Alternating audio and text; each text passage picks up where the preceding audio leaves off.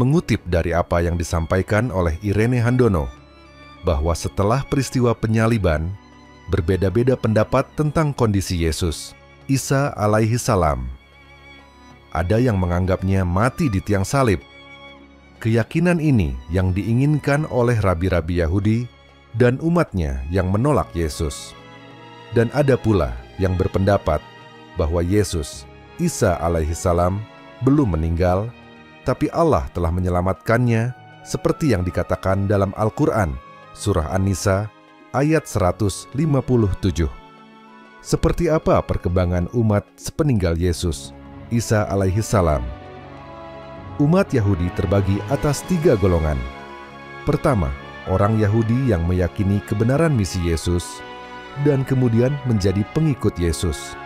Mereka ini disebut sebagai Nasrani, dan di antara mereka ada murid-murid yang setia yang disebut dalam Al-Quran sebagai Hawariyun, Quran Surah Asy-Syaff ayat 14.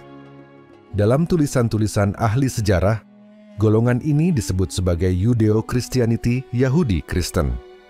Kedua, orang Yahudi yang memusuhi Yesus dan pengikutnya. Mereka ini pengikut rabi-rabi Yahudi. Merekalah yang ketika Pilatus memberikan pilihan antara Yesus dan Barabas, maka mereka lebih memilih Barabas untuk dibebaskan ketimbang Yesus. Matius 27:21-22. Wali negeri menjawab dan berkata kepada mereka, "Siapa di antara kedua orang itu yang kamu kehendaki, kubebaskan bagimu." Kata mereka, "Barabas." Kata Pilatus kepada mereka, "Jika begitu, apakah yang harus kuperbuat dengan Yesus yang disebut Kristus?" Mereka semua berseru, "Ia harus disalibkan." Ketiga, orang yang bukan bangsa Israel dan mereka juga tidak menganut agama Yahudi. Mereka ini disebut dengan Goyim Gentil. Umumnya kaum ini berasal dari Romawi dan daerah lain. Mereka memuja berhala atau banyak Tuhan sehingga disebut kaum pagan. Dalam perkembangannya, muncul seorang bernama Paulus. Dialah yang mengubah keyakinan yang dibawa Yesus dengan wajah baru, yang sama sekali berbeda dengan keyakinan aslinya. Ironisnya keyakinan inilah yang diikuti hingga detik ini oleh umat Kristen sedunia. Nama aslinya adalah Saul, lahir di Tarsus, Turki, kira-kira 2 tahun sebelum Masehi. Karena Yesus lahir kira-kira tahun 6 sebelum Masehi, maka Paulus kira-kira berusia 8 tahun lebih muda daripada Yesus. Ayah Paulus berasal dari suku Benyamin, salah satu suku dari 12 suku Bani Israel. Saat itu di kota Tarsus terdapat sebuah perguruan Yunani, sejumlah kuil dewa-dewi, gedung komedi, dan tempat-tempat hiburan lainnya yang sangat digemari oleh orang-orang Yunani. Sejak muda Paulus sangat tertarik pada kebudayaan Yunani, terutama filsafatnya. Pada dirinya terkumpul 2 pengaruh, hukum Taurat dan filsafat Yunani. Secara formal, Paulus juga berguru pada Gamaliel, seorang ulama Yahudi yang amat terkenal di Yerusalem. Persinggungan pengaruh filsafat Yunani terhadap agama Yahudi di masa itu adalah hal yang umum. Aliran filsafat Yunani yang amat berpengaruh ketika itu adalah aliran Stoa yang panteistik, menganggap Tuhan dan makhluk merupakan suatu kesatuan yang sama zatnya dan hanya berbeda dalam penglihatan bentuk. Pencampuran antara ajaran filsafat Stoa dengan ajaran agama Yahudi terdapat pada filosof Yahudi Philo. Ia menganggap logos dari Stoa sebagai semacam malaikat yang tertinggi alias Roh Kudus. Philo hidup semasa dengan kehidupan Yesus dan Paulus. Paulus bukanlah orang Bethlehem, kota kelahiran Yesus, atau orang sekte Nazarene Nazorite, dan bukan pula orang Yerusalem. Ia tidak pernah berhubungan dengan lingkungan Yesus. Dia bukanlah murid Yesus, juga bukan pula pengikutnya. Malah Bibel sendiri mencatat Paulus merupakan musuh pengikut-pengikut Yesus, dan ia bertindak sangat kejam sekali kepada mereka. Paulus hingga matinya tidak pernah menikah karena kondisi fisiknya yang tidak memungkinkan. Paulus menyatakan diri sebagai Rasul Yesus. Dia menemui para murid Yesus, mengetahui kelebihan, kelemahan, dan kekuatan pengaruhnya. Dia memulai rencananya dengan menyebarkan ajarannya kepada orang-orang non-Yahudi. Karena merasa mendapat kemajuan, dia mencurahkan seluruh kemampuannya dan berhasil mendapatkan pengikut dalam jumlah besar. Ia memasukkan ide-ide filsafat Yunani ke dalam ajaran Yesus yang didapatkannya dari murid Yesus. Ajaran Yesus, Isa alaihissalam, adalah khusus hanya untuk Bani Israel. Hal ini disebutkan dalam Al-Quran, dan ingatlah, ketika Isa ibnu Maryam berkata, "Hai Bani Israel, sesungguhnya aku adalah utusan Allah kepadamu, membenarkan kitab sebelumku, yaitu Taurat, dan memberi kabar gembira dengan datangnya seorang Rasul yang akan datang sesudahku, yang namanya Ahmad Muhammad." Maka tatkala Rasul itu datang kepada mereka dengan membawa bukti-bukti yang nyata, mereka berkata, "Ini adalah sihir yang nyata." Quran Surah Asy-Syaff 6. Dan juga dalam Bible disebutkan dengan jelas sekali bahwa misi Yesus hanya untuk Bani Israel. Matius 10:56. Ke-12 murid itu diutus oleh Yesus, dan ia berpesan kepada mereka, "Janganlah kamu menyimpang ke jalan bangsa lain atau masuk ke dalam kota orang Samaria, melainkan pergilah kepada domba-domba yang hilang dari umat Israel." Kebudayaan Yunani sangat berpengaruh luas di masyarakat tanah Yudea kala itu, yang sekarang Palestina. Masuknya kebudayaan di bawah penjajah Romawi. Selain menjajah, merampok harta rakyat dan kekayaan alam, mereka juga menyebarkan ideologi mereka ke masyarakat Yahudi, yakni panteisme. Kalau kita pernah menonton film serial Hercules, di sanalah gambaran tentang ajaran panteisme. Ajaran yang menyembah pada banyak Tuhan. Ada yang disebut dengan Zeus, Tuhan tertinggi, Bapak semua Tuhan. Ada Hera, istri Zeus, Ares Tuhan perang, Aphrodite Tuhan kecantikan, dan masih banyak yang lain. Yang menarik di sini, Zeus mengawini perempuan bumi dan melahirkan seorang anak laki-laki yang super kuat yang diberi nama Hercules. Dan dia dianggap sebagai penyelamat umat manusia. Mengapa disebut menarik? Sosok pribadi Hercules ini sangat mirip dengan Yesus yang juga dianggap sebagai penyelamat umat manusia. Memang kedatangan Yesus, Isa alaihissalam, adalah untuk menyelamatkan umat manusia, tapi bukan sebagai Tuhan yang hidup di tengah manusia, seperti halnya Hercules. Nabi Isa alaihissalam hanyalah seorang manusia, utusan Allah, seorang nabi, seorang penunjuk jalan pada kebenaran yang diridai Allah Subhanahu wa Ta'ala. Nah, ajaran yang salah ini, bahwa Yesus adalah Tuhan seperti halnya Hercules, justru disebarluaskan oleh Paulus. Ajaran Yesus adalah menyembah pada Tuhan yang satu, tauhid. Sedangkan ajaran Paulus adalah bentuk turunan dari ajaran panteisme. Paulus mengajarkan Trinitas, 3 Tuhan, yakni bahwa ada Tuhan Bapa, Tuhan Anak, dan Tuhan Roh Kudus. Berikut adalah bagaimana sesungguhnya perbedaan ajaran Paulus dan Yesus. 10 pokok beda ajaran Yesus dan Paulus. 1. Ajaran Yesus. Yesus adalah utusan Tuhan. Yesus tidak pernah meminta disembah, dituhankan. Jawab Yesus, "Aku diutus hanya kepada domba-domba yang hilang dari umat Israel." Matius 15:24. Inilah hidup yang kekal itu, yaitu bahwa mereka mengenal Engkau, satu-satunya Allah yang benar, dan mengenal Yesus Kristus yang telah Engkau utus. Yohanes 17:3. Yohanes 11:42. Aku, Yesus, berkata kepadamu, sesungguhnya seorang hamba tidaklah lebih tinggi daripada tuannya, ataupun seorang utusan daripada dia yang mengutusnya. Aku berkata kepadamu, sesungguhnya barang siapa menerima orang yang kuutus, ia menerima aku, dan barang siapa menerima aku, ia menerima dia, Bapa yang mengutus aku. Yohanes 13:16-20. Kamu telah mendengar bahwa aku, Yesus, telah berkata kepadamu, "Aku pergi, tetapi aku datang kembali kepadamu." Sekiranya kamu mengasihi aku, kamu tentu akan bersukacita, karena aku pergi kepada Bapa-Ku, sebab Bapa lebih besar daripada aku. Yohanes 14:28. Ajaran Paulus, Yesus adalah Tuhan.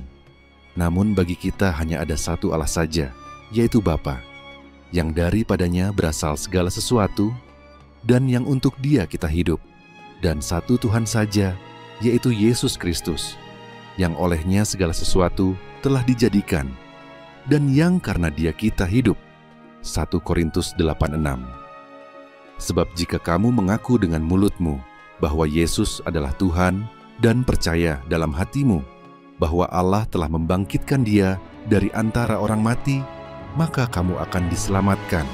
Roma 10:9. Paulus berusaha mendoktrin orang lain bahwa hanya dengan meyakini Yesus sebagai Tuhan dan percaya Yesus telah bangkit dari antara orang mati, maka ia akan diselamatkan. Dalam ajaran Paulus Kristen, Yesus lebih dipromosikan sebagai Tuhan ketimbang dengan Tuhan Allah Bapa. Bandingkan dengan pernyataan-pernyataan Yesus yang lebih menonjolkan Allah Bapa sebagai Tuhan yang esa. 2. Ajaran Yesus tidak membatalkan hukum Taurat, justru meneruskan hukum Taurat. Janganlah kamu menyangka bahwa aku, Yesus, datang untuk meniadakan hukum Taurat atau kitab para nabi. Aku datang bukan untuk meniadakannya, melainkan untuk menggenapinya. Matius 5:17. Karena aku berkata kepadamu, sesungguhnya selama belum lenyap langit dan bumi ini, satu iota atau satu titik pun tidak akan ditiadakan dari hukum Taurat sebelum semuanya terjadi. Matius 5:18. Karena itu siapa yang meniadakan salah satu perintah hukum Taurat sekalipun yang paling kecil dan mengajarkannya demikian kepada orang lain, ia akan menduduki tempat yang paling rendah di dalam kerajaan sorga.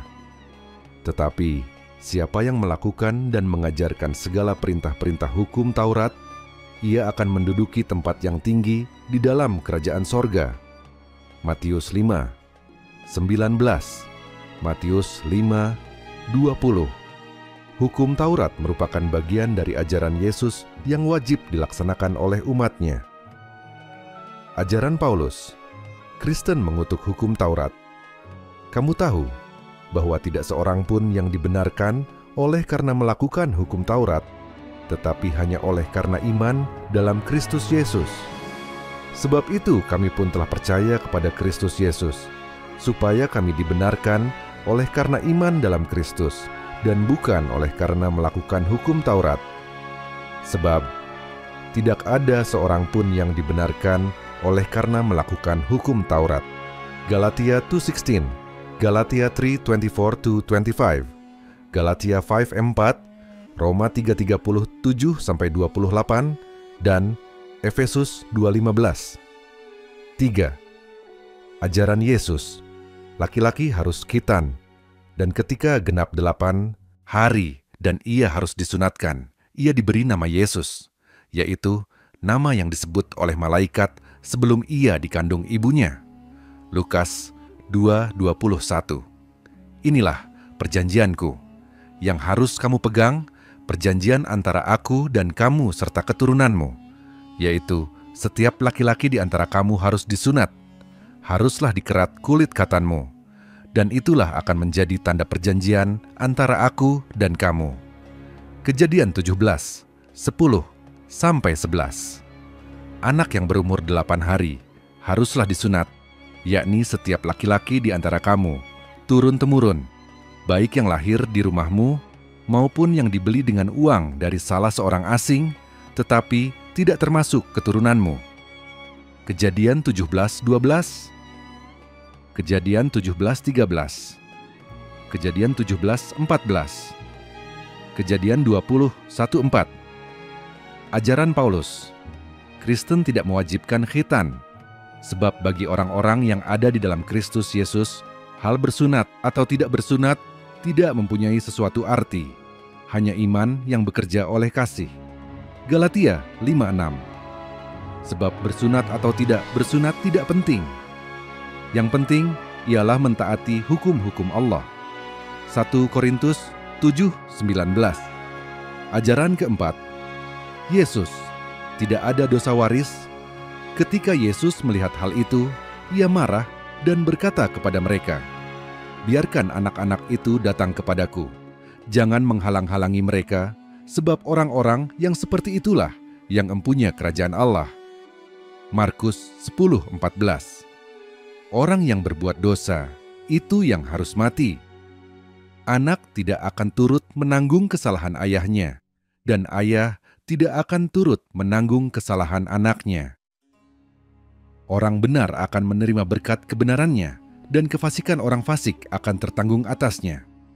Yehezkiel 18:20. Ajaran Paulus, setiap orang mewarisi dosa Adam. Sebab itu, sama seperti dosa telah masuk ke dalam dunia oleh satu orang, Adam, dan oleh dosa itu juga maut, demikianlah maut itu telah menjalar kepada semua orang, karena semua orang telah berbuat dosa. Roma 5:12. NB. Oleh karena dosa warisan dari Adam tersebut, menurut Paulus, disalibnya Yesus konon untuk menebus dosa-dosa manusia. Kelima, ajaran Yesus: berpuasa, berwudhu, mengajarkan sujud, serta berdoa ketika sedang sujud. Tetapi, apabila engkau berpuasa, minyakilah kepalamu, dan cucilah mukamu. Matius 6:17. Musa dan Harun serta anak-anaknya membasuh tangan dan kaki mereka dengan air dari dalamnya. Apabila mereka masuk ke dalam kemah pertemuan, dan apabila mereka datang mendekat kepada mezbah itu, maka mereka membasuh kaki dan tangan, seperti yang diperintahkan Tuhan kepada Musa. Keluaran 40:31-32. Maka Yesus maju sedikit, lalu sujud dan berdoa. Katanya, "Ya Bapakku, jikalau sekiranya mungkin, biarlah cawan ini lalu daripadaku. Tetapi janganlah seperti yang ku kehendaki, melainkan seperti yang Engkau kehendaki." Matius 26:39. Bilangan 26. Kejadian 17, 2-3. Ajaran Paulus, bernyanyi di gereja. Dan berkata-katalah seorang kepada yang lain dalam mazmur, kidung puji-pujian dan nyanyian rohani. Bernyanyi dan bersoraklah bagi Tuhan dengan segenap hati. Efesus 5:19. Hendaklah perkataan Kristus diam dengan segala kekayaannya di antara kamu, sehingga kamu dengan segala hikmat mengajar dan menegur seorang akan yang lain, dan sambil menyanyikan mazmur dan puji-pujian dan nyanyian rohani, kamu mengucap syukur kepada Allah di dalam hatimu. Kolose 3:16. 6. Ajaran Yesus, melarang hidup mewah di dunia. Janganlah kamu mengumpulkan harta di bumi ngengat dan karat merusakkannya, dan pencuri membongkar serta mencurinya, tetapi kumpulkanlah bagimu harta di sorga. Di sorga ngengat dan karat tidak merusakkannya, dan pencuri tidak membongkar serta mencurinya. Matius 6:19-20. Ajaran Paulus, tidak ada larangan hidup mewah dalam ajaran Kristen. Orang yang mencuri, janganlah ia mencuri lagi, tetapi baiklah ia bekerja keras dan melakukan pekerjaan yang baik dengan tangannya sendiri, supaya ia dapat membagikan sesuatu kepada orang yang berkekurangan. Efesus 4:28-7. Ajaran Yesus, meninggal dunia dibungkus kain kafan, dan Yusuf pun mengambil mayat itu, mengafaninya dengan kain lenan yang putih bersih. Matius 27:59. Mereka mengambil mayat Yesus, mengafaninya dengan kain lenan, dan membubuhinya dengan rempah-rempah menurut adat orang Yahudi bila menguburkan mayat. Yohanes 19:40. Ajaran Paulus, meninggal dunia diberi pakaian rapi dan dibungkus peti mati. Misalnya, meninggalnya Paus Yohanes Paulus II, penyanyi Brori Marantika, dan mantan Menko Ekuin Radius Prawiro. Ketiganya diberi pakaian rapi dan dibungkus peti mati sebelum dikubur. Kedelapan, ajaran Yesus tidak membatalkan hukum rajam. Musa dalam hukum Taurat memerintahkan kita untuk melempari perempuan-perempuan yang demikian. Apakah pendapatmu, Yesus, tentang hal itu? Yohanes 8:5. Dan ketika mereka terus-menerus bertanya kepadanya, ia pun bangkit berdiri, lalu berkata kepada mereka, "Barang siapa di antara kamu tidak berdosa, hendaklah ia yang pertama melemparkan batu kepada perempuan itu." Yohanes 8:7. Ajaran Paulus: tidak ada hukum rajam dalam ajaran Kristen. Ajaran Kristen menolak hukum rajam karena ia adalah bagian dari hukum Taurat. Lihat kembali pernyataan Paulus dalam Galatia 2:14. Butir 2 di atas. 9. Ajaran Yesus: menerapkah hukum Qisas. Kamu telah mendengar firman, mata ganti mata dan gigi ganti gigi. Matius 5:38. Mata ganti mata, gigi ganti gigi, tangan ganti tangan, kaki ganti kaki. Keluaran 20:1-24. Patah ganti patah, mata ganti mata, gigi ganti gigi. Seperti dibuatnya orang lain bercacat, begitulah harus dibuat kepadanya. Imamat 24:20. Janganlah engkau merasa sayang kepadanya, sebab berlaku nyawa ganti nyawa, mata ganti mata, gigi ganti gigi, tangan ganti tangan, kaki ganti kaki. Ulangan 19:21. Ajaran Paulus: membatalkan hukum Qisas, menjerumuskan dalam perbudakan. Tetapi aku berkata kepadamu, janganlah kamu melawan orang yang berbuat jahat kepadamu, melainkan siapapun yang menampar pipi kananmu, berilah juga kepadanya pipi kirimu. Dan kepada orang yang hendak mengadukan engkau karena mengingini bajumu, serahkanlah juga jubahmu. Dan siapapun yang memaksa engkau berjalan sejauh 1 mil, berjalanlah bersama dia sejauh 2 mil. Berilah kepada orang yang meminta kepadamu, dan janganlah menolak orang yang mau meminjam daripadamu. Matius 5:39-42. 10. Yesus tidak membuat agama baru. Lihat kembali pernyataan Yesus dalam Matius 5:17-20, butir 2 di atas. Namun, Kristen adalah agama baru yang lahir setelah usaha penyaliban Yesus. Mereka tinggal bersama-sama dengan jemaat itu 1 tahun lamanya, sambil mengajar banyak orang. Di Antiochialah, murid-murid itu untuk pertama kalinya disebut Kristen. Kisah Para Rasul 11:26. Nah, maka makin jelaslah, umat Kristen saat ini adalah bukan penganut Yesus, tapi Paulus. Mereka bukan Nasrani, tetapi lebih tepat disebut Kristen.